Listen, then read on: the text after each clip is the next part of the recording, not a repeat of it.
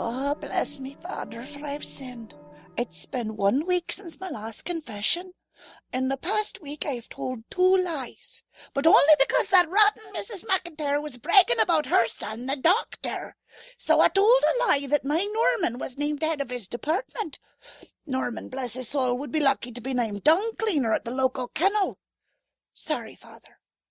I was also envious of another and coveted their life. That's it, Father. Oh. Seriously, Father. At my age, what else could I confess? Father? Are you in there? Hello?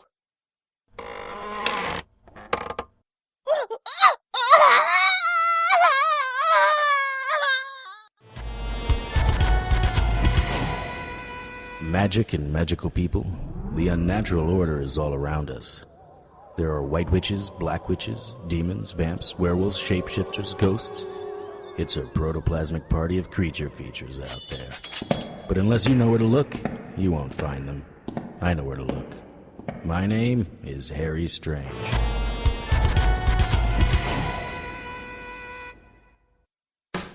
It was day 30 of my incarceration in the Night Falls County lockup. Nothing major, just some dick slinging from Lieutenant Johnson. My buddy, Lieutenant West, retired about 3 years ago, and Johnson and I had a complicated relationship. This was punishment for a little misunderstanding and a little explosion at a graveyard. Well, an historic graveyard. The lieutenant decided he would show his authority. I figured let him feel good and it would smooth over any bad blood between us. After all, it was only time, and I had more than enough of that. Night Falls isn't like other towns, and our county jail isn't like other jails. Sure, we have the usual lineup of drunks, druggies, and transvestite hookers, but we also have another level of criminal. Most of the citizens aren't aware of it, not on a conscious level. The police sort of know, but they tend to only believe what they see. The criminals, though, they know when something in their midst is different, wrong, and they fear it, or embrace it. If you looked closely at the guy in the corner of the next cell, you could see his cloaking spell was weak. Every now and then the skin on his head would waver and you could see a red and festering skull. The smell of feces was ripe around him, and he wasn't the least bit impressed with me. What are you looking at, Strange? That cheap-ass cloaking spell you're using?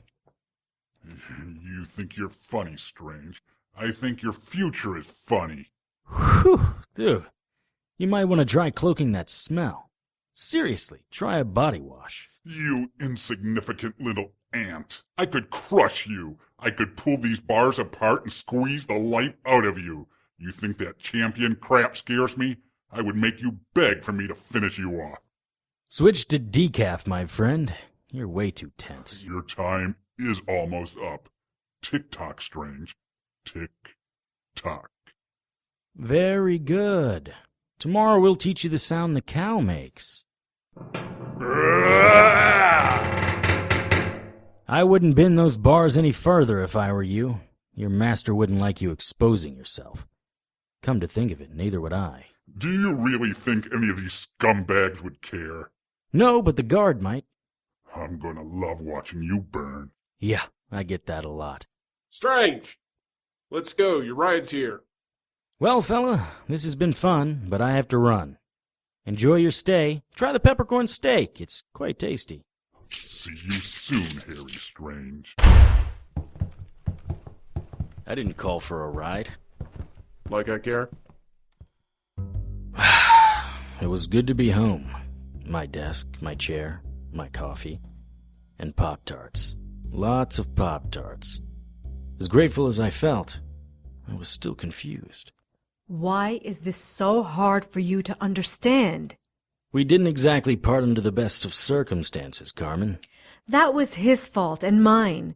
You had nothing to do with it. Do you need my help with something? Are you trying to find him? It's been, 3 years? Don't be so cynical, Harry. Carmine made his choice, and I respect that. I bailed you out because you and I need each other. I've had an inordinate amount of time to think about this, and really you're the only one I have, the only one who understands. Then you're in worse shape than you think. Don't be like that. We complement each other. You're the sour to my sweet. And how exactly did you come to that conclusion, Miss Strega? Well, for starters, it's Dr. Strega. Secondly, you need my organizational touch. Have you looked around this place? Don't do that. What? Don't start nesting. I like this place the way it is. The organization in this office is fine. Yeah, if you're a manic depressive. How do you find anything? Put that down. I know where everything is. Look, tough guy, I can help you. I know magic and I know science. And this is what's important. I know where they intersect. My brother used to say things like that. Come on, take a ride with me. I want to show you something. She took me to her house. I had to remember to ask her exactly how a woman with no obvious means of support was able to afford the McMansion she lived in. See this? Everything operates on a frequency. Light, sound, mass. It's all vibrating at some rate. Magic is the same way. In order for magic to work, it has to operate at a frequency greater than sight or sound. This little transmitter sends out a jamming signal that sweeps across the known magic range. Well, known to me, anyway. Whoa! Careful with that! I'd picked up a little box no larger than a disposable lighter. If you set that to a high frequency, you can crack a human skull when you turn it on. A low frequency will crack the skull of a charging boar. How, exactly, did you test that? A good magician never reveals her secrets. Look at this. Most of the gear and gizmos she showed me were pretty cool, but I tried to maintain a disinterested appearance. Don't play that "I'm too cool for this stuff" attitude with me, Mr. Strange. I know you're jonesing to get your hands on some of this stuff. Easy, Carm. Granted, some of this stuff could be useful, like this head splitter thing. But I'm not about to give up my dagger of Iago for your science project of the week. Really? Do you have the dagger with you? Of course. Whip it out, fella. Let's do a little experiment. When I took out the dagger from a sheath inside my jacket, a barely audible hum filled the room. If there were unnaturals around, the dagger would glow a phosphorescent green. Think of the green glow you see around radiation devices in movies. The dagger glowed briefly and then went out. Curious. Okay, now, let me make a little adjustment here. At first, nothing happened. Then, slowly, the dagger's hum began to disappear. What the? Don't worry. I didn't break it. I'm just jamming it. Well, stop. I don't want a useless dagger. Typical. Don't you see? With my gear, you can be twice as strong.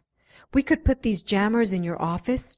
You'll find they're much more reliable than your protection spells. I haven't had a problem yet. How do you know I have protection spells? Please. I could feel them when I was still in the elevator. The point, Harry, is that we could make a good team. Hang on. Turn that up. What? The television. Turn it up. This new murder brings the number of priest killings to 3 in 3 weeks. We are seeing live footage from St. Catherine's Cathedral on Nightfall's south side. That's Lieutenant Johnson. How quickly can you get me there? About 10 minutes. But there is more I want you to see. Later. I need to know more about this now. 3 priests? 2 happened while you were in, County lockup. Tell me everything, but tell me while we drive. Is there anything else, ma'am? No, sir. I opened the door and he was like that. His eyes bloody sockets and his tongue ripped out of his mouth like that. Hello, Lieutenant. Strange. What are you doing here? Don't be like that. I thought I could help. Is there anything else? Officer, take her statement, please. You're lucky I don't slap cuffs on you right here and have you tossed in a holding cell for the rest of your life. I said I was sorry about, well, you know. But no one was hurt. It all worked out. Anyway, did you forget about my 30-day visit? I had to tell my captain why you were involved, and why you almost got a witness and 3 officers killed. 30 days was a cakewalk. The witness was fine. She was never in any danger. Mostly. The missing persons have stopped. Mostly. But I can promise you, anyone missing now is not missing because of the Dark Dawn. Uh-huh. And the fire? You're like an old lady. The demon is gone, your witness is safe, and you're gonna complain about a little fire? It almost burned down the woods from here to the coast. But it didn't. Look, do you want to keep talking about history or current events? You know something about what's going on here? I know this is the 3rd dead priest in as many weeks. I didn't see the body, but I'm sure that his eyes were cut out and... How do you know that? It's ritual. I haven't made the connections yet, but I will. 3 different churches, all in different parts of town. Look, Strange, I appreciate your help, but we've got this one under control. Really? How so? Between you, me, and the fence post, we think the first priest may have been, diddling little boys. Someone came forward? I'm not at liberty to say. All of a sudden, you're not at liberty to say? You call me in when you get the heebie-jeebies, when something creepy happens, but you can't share a little information with me?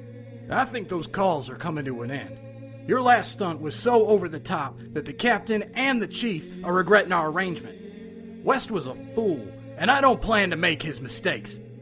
Lieutenant Johnson, Richard, trust me. This is not the work of a pissed-off altar boy. Let me ask you this. Have you found the eyes? We're finished here. Officer Smith will show you out. Why should I care if some priests are getting their eyes poked out? You find out who's offing the priests. You send 'em here and old Finney will buy 'em a drink. I was in Finney's pawn shop. Finney was an unnatural who had built a successful business selling trinkets and occult paraphernalia to humans. Like most of my relationships, Finney and I were complicated. Some might say confrontational. But we needed each other. I kept the human authorities and the occasional unnatural authority at bay, and he shared his insights with me. Why priests, Finney? I thought you were supposed to be smart, Strange. Priests, rabbis, anyone who's dedicated their lives to him, their blood is special. Special? If they are pure of heart, their blood is precious. The blood of one priest is potent enough to wipe out a legion of demons. Are you saying an unnatural is going to kill all the priests? Sometimes you gotta get primal. The logistics of that alone don't make any sense. That's even crazier than you are. You're boring me now. Don't you have some hairless monkey things to be doing? What happened to the smoking little witch you came in here with a couple of years ago? That's one monkey I'd like to feed my banana. Normally I'd shoot you for that, but it's funny you mention her. I haven't seen her in years, and suddenly she shows up to bail at my door. You should bring her here sometime. You know, Strange, there's a lot of darkness around you. If I didn't know better, I'd say your days are numbered. Because I'm going to believe one of your prophecies? Believe what you want. I know what I see, and I see an end to your annoying interruptions. Have a rotten day, Finney. I did some of my own checking. Look at this. What do you have? A possible suspect, Albert Finkel. Kind of a creepy-looking guy. What moves him to the top of your dance card? Former altar boy, in and out of mental institutions most of his life. A couple of years ago, he was charged with assaulting a priest in Atlanta. Charming. His public defender beat the rap when the priest refused to press charges. And, get this, that priest turned up dead a week later. Not from Finkel, I assume. No. 2 gangbangers broke into the church to rob the poor box, and the priest tried to stop them. They cut his throat and ripped out his tongue. What about his eyes? Nothing about eyes. Where are those gangbangers now? Federal pen in Atlanta. Ever been to Atlanta? No. You'll like it. Who says I was going to Atlanta? Consider this an audition for me to consider you as an assistant. For what? I think I've more than proven my resourcefulness. And, Mr. Strange, we would be partners. I am no one's assistant. Yeah, okay. These two guys have been living with cellmates named Bubba and Adolf for the last 4 years. Who do you think they'd rather see, me or you? Mr. Strange, is that a compliment? If you wanted to be. You are quite the sweet talker. Yeah, I get that a lot. While Carmen was having fun in Atlanta, I spent 2 days following Finkel. This guy lived an almost Spartan life. It's like he took his own vow of poverty.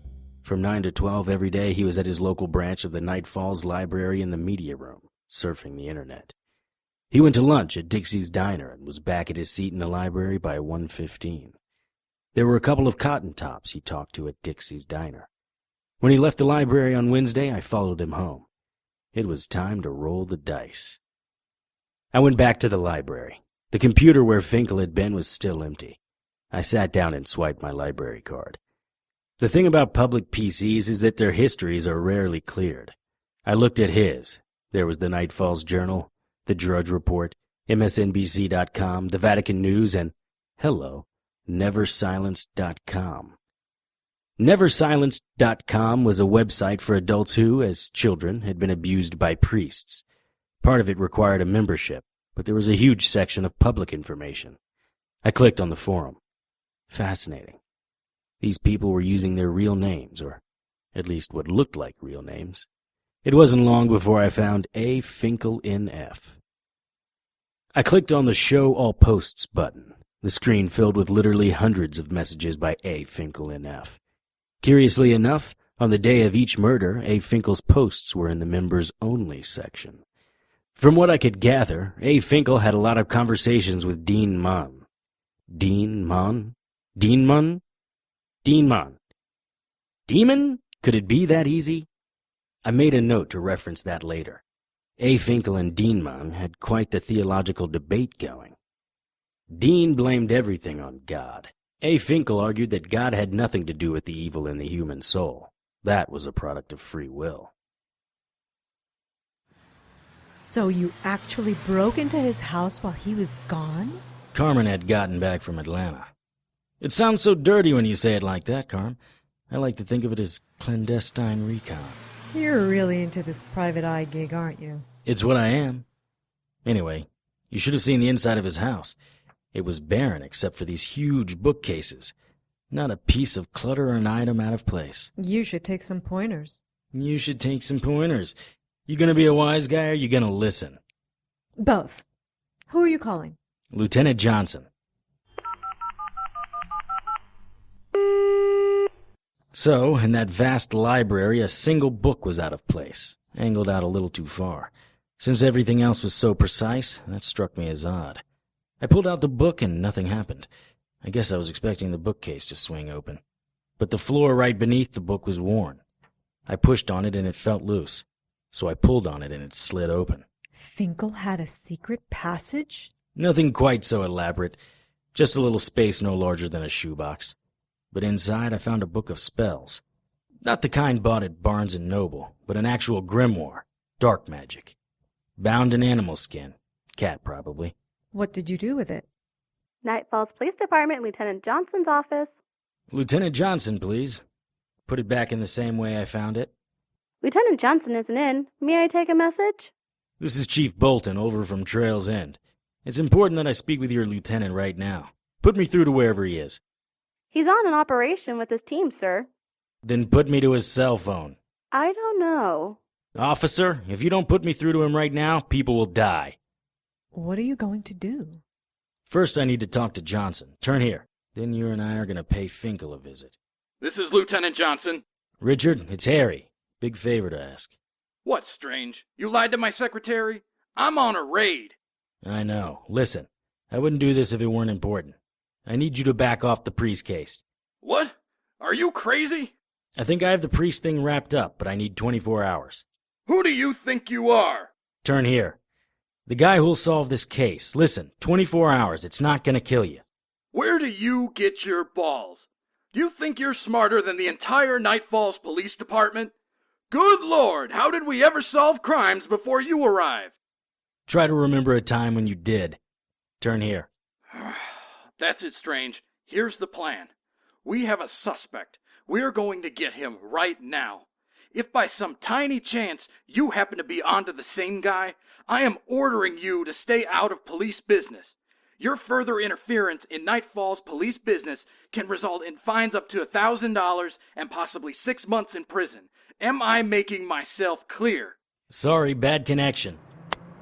That went well. When you wrestle with pigs, right? It's okay, though.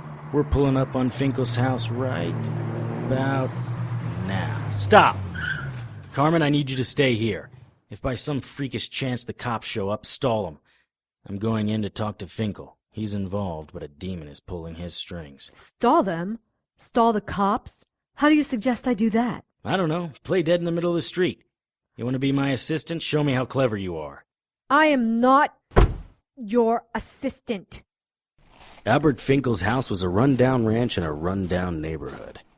His lawn was yellow in spots and bald in others. The wood on his porch was rotted and the stairs swayed uncomfortably under my weight. I saw a blind in the neighbor's window move to one side. I waved. The blind dropped back into place. At the top of the steps was an empty planter. Several dirty windows faced the street. If Finkel was near the window, he would have seen me coming. I decided on the direct approach. I was about to push in the door when Finkel opened it. His greasy gray hair framed a face that needed a shave. Finkel was wearing a torn t-shirt and a pair of running pants. He was barefoot. He looked more like a child molester than a molestation victim. What do you want? My name is Harry Strange. I'm a fan of your work. May I come in? A fan? My eyes adored you. Come on, don't make me spell it out here. Your neighbors might hear. At first, I thought I was going to need to take a different approach, but then Finkel stepped inside and I followed him in. A folding chair and a writing desk were in the living room. A small television hooked up to cable sat on a folding table near the writing desk. The walls were lined with bookshelves. Finkel led me into his kitchen. The smell in the kitchen was the smell of death, and I didn't mean that metaphorically. I had smelled enough death to know that there was something dead somewhere in this room. On a dirty counter near the sink was a knife, a loaf of bread, and a package of hard salami. From the window over the sink I could see Carmen's car. You hungry? Finkel was watching me as he picked up the knife. A roach scurried from the bread to a crack in the wall. Ugh. I'm not here for dinner. I'm here about two things: eyes and contacts. Finkel's hand shook almost imperceptibly. Then he proceeded to cut the crusts off his bread. I moved slowly towards the door. If he decided to swing the knife, I wanted to be out of range. What do you know about eyes? I know that 3 priests are missing theirs. Priests? Bah! What a bunch of pigs. They deserve everything they get. Why do you say that? You know, you say you're a fan. I know why you're a fan. Do you have their eyes here? He looked at me. Slowly his mouth turned upwards into a smile that would have chilled a normal man. It just made me go into a hyper-alert mode. I could smell his sweat. Yeah, they're here. Oh no, you sandbagged me. What? He turned toward me with the knife in his hand. I looked out the window. A police truck, 2 units, and an unmarked car pulled up in front of his house. Albert, I'm as angry as you about this. But do you see the car I pulled up in? There's a girl in there. She's going to get out and go to the unmarked car and try to buy us some time. But you have to talk quick. At the same time, I saw the cops get out of their vehicles. From the truck, 2 snipers positioned themselves at different points, aiming into the house. I was positive that a SWAT team was moving up to the back. I saw Carmen jump out of her car and run toward the lieutenant. Do you think they'd be escorting my partner away if I was a cop? Put the knife down, Albert. I want to help you. I stepped closer to Finkel and he swung the knife at me, catching and cutting my upper arm. I moved in closer and threw my arms around him. From the outside, it looked like I was hugging him. We both tumbled down. He struggled, but I was easily 50 pounds heavier. Albert, listen to me. Those cops out there don't care why you killed the priests. They just want you. Dead or alive, it doesn't matter to them. I care. That's why I pushed you out of view of the window. There's snipers out there and they're playing for keeps. Do you understand me? Yes. Then let go of the knife. I'm too close to you for it to do any good anyway. Okay. I don't know if Finkel noticed it, but in the poorly lit room I saw 2 red dots appear on his chest. The snipers from outside had beads on them. They were just waiting for the order. Albert, we don't have much time. The cops are going to bust through that door in a minute, and then you, my friend, are going to be locked up in an institution where no one can help you. Tell me who sent you after the priests. I stepped away from Finkel and stepped towards the window. I saw Lieutenant Johnson looking at the house with the binoculars. I waved in his direction. I also saw a reflection behind me. Crap. I turned in time to see the flash of the knife as it came down. I jumped and turned at the same time. The knife tore into my jacket, piercing my skin and sending icy chills through my body. I swung wildly, hitting Finkel in the jaw and driving him backwards. I reached down and felt inside my jacket. My hand came back full of blood. I looked up and Finkel was running toward me with his knife in the air. I charged towards him as the bullets from the sniper's rifle ripped through my shoulder and into Finkel's chest. He fell backwards, 2 red holes in his shirt. He was dead before he hit the ground. I barged out of the front of the house, pushing the screen door off its hinges. My side was on fire and my shoulder was numb, but nothing matched the rage seething in me at that moment. I had it all under control. He was ready to tell me who he was working for. The snipers had put down their weapons, but an officer next to the lieutenant kept his on me. Go ahead, Blue Boy, pull the trigger. That's what you all seem to do best. Oh no, don't ask questions, just shoot. Bang, bang. Officers, stand down. Holster your weapons. Arrest him. Arrest me? For what? Harry, you're bleeding. A lot. How about obstruction of justice? That's a good one to start. Johnson, you tell your pet that if he tries to put those cuffs on me, it'll be the last thing. Harry! Everything stopped. In that split second, Carmen had managed to put us all under her spell. It was only for a second. Cuff him and take him to the hospital. She can go. You're really gonna go through with this, Johnson? After all the times I saved your ass and solved cases you and the rest of the Flatfoots couldn't? You can't be serious. He was serious. I was cuffed and taken to Night Falls General Hospital. Well, that was the plan. I told Officer Smith that I was refusing any medical care and to take me to the county lockup. A couple of hours later, Carmen showed up and took me back to my office. She insisted on checking my wounds, even though I assured her I was fine. Interesting. Your shoulder is scarred, but there doesn't seem to be a hole anywhere. That's because I wasn't hit. I was standing right there. I saw you get shot. No, your eyes played tricks on you. I'm fine. Then where did all this blood come from? My God! What happened to your side? I'll tell you what. If you get me some Pop-Tarts out of the fridge and let me sleep, I'll tell you all about it. Pop-Tarts? Pop-Tarts.